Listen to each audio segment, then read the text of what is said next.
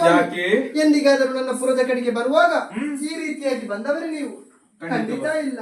ಮುಖದಲ್ಲೊಂದು ನಗುವನ್ನು ಬೀರಿಕೊಂಡು ಮಂದಾಸ ಭರಿತರಾಗಿ ಬರುವವರು.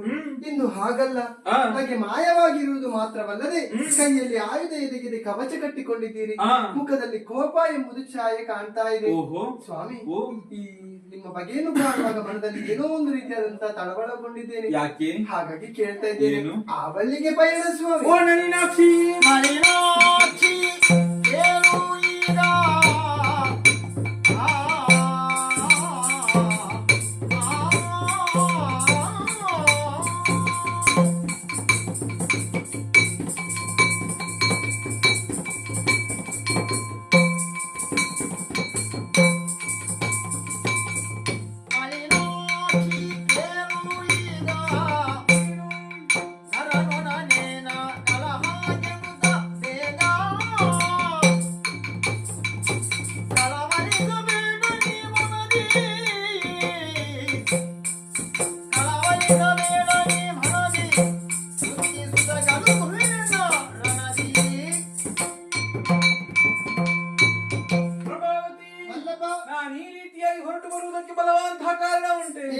ನಮ್ಮದಂತಹ ಪುರಕ್ಕೆ ಅಶ್ವಮೇಧ ತುರ ಒಂದು ಬಂದಿದೆ.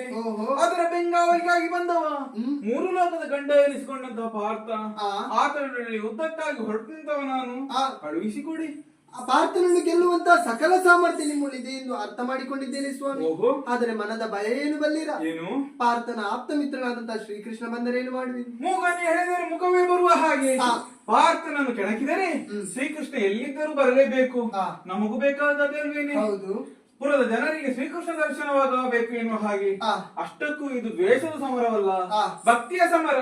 ಹಾಗಾಗಿ ಹೊರಟು ನಿಂತಿದ್ದೇನೆ. ಮನದಲ್ಲಿ ಒಂದು ಆಸೆ ಮೂಡಿಕೊಂಡಿದೆ ಸ್ವಾಮಿ. ಏನು? ಈ ಒಂದು ರಾತ್ರಿಯನ್ನು ನನ್ನೊಡನೆ ಕಳೆದು ನಾಳೆ ಹೋಗುವಿರಾ ಸ್ವಾಮಿ? ನಿನ್ನ ಇಚ್ಛೆಯಂತೆ ಆಗಲಿ. ಆಗಲಿ ಸ್ವಾಮಿ.